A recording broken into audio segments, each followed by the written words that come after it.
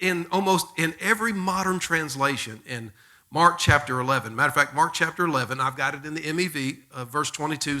Jesus answered them, "Have faith in God, for truly I say to you, whoever says to this mountain, be removed and be thrown in the sea, and does not doubt in his heart, but believes that what he says will come to pass, he will have whatever he says."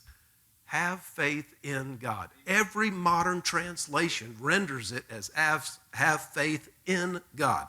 You have to get like a Wycliffe Bible or a Young's literal translation, an old version of the Bible.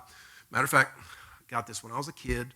My parents, I was up there a couple years ago, and they said, "Hey, this is old Bible. Do you want us to just throw it away?" And I'm like, "No, I want that old Bible." So I put some duct tape on the, or some Gorilla tape on the end, and I carry it around with me because it's an old King James.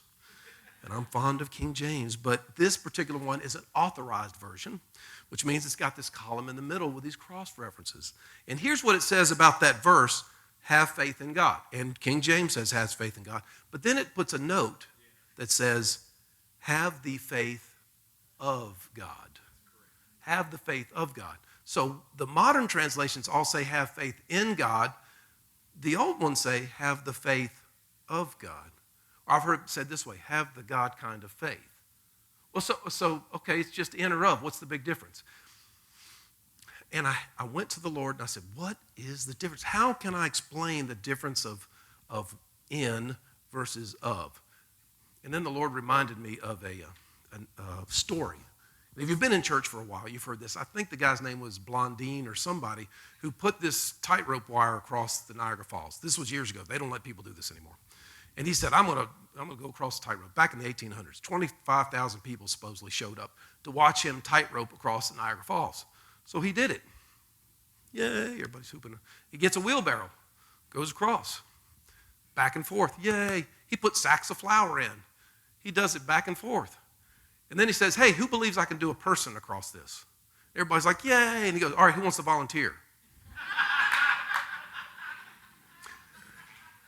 Now, to be honest, I cannot find if that was historically an accurate, it actually happened that way. But that's, preachers. We take, what do you call that? Liberties. Yes, thank you. Take historical liberties with the story. And it's great. Now imagine, okay, and here's how the story goes when the preacher does it. God is asking you to ride in the wheelbarrow across Niagara Falls. And of course, all of us go, oh, well, okay. I guess if it's God asking me to do it, then I guess I better get in the wheelbarrow. So that is trusting in God. I'm going to trust in God to get in that wheelbarrow. And everybody goes, oh, yes, I'm going to trust in God. That story always rubbed me wrong because I ain't getting no wheelbarrow. I'm sorry. The only good thing that can come out of that is the person pushing the wheelbarrow gets glory and I fall or I may die. Now, here's the good news. And here's why I think modern translators cannot put have the faith of God.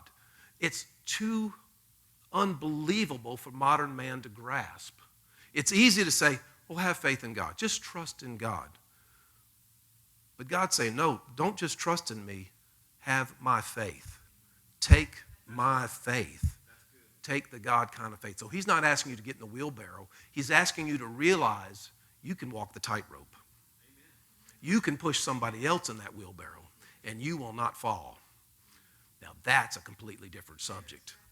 Now, that's what God's called us to do. He's not just called. And now, here's why this is important for your latter days will be greater than your former days. Because so much in Christendom, we're saying, okay, I'm going to get in the wheelbarrow and ride. Well, that puts all the responsibility on God. All you got to do is sit there. God didn't call us to sit there. God called us to do something. God called us to walk the tightrope. Matter of fact, I think it's Andrew Womack that says, if you're not living on the edge, you're taking up too much room.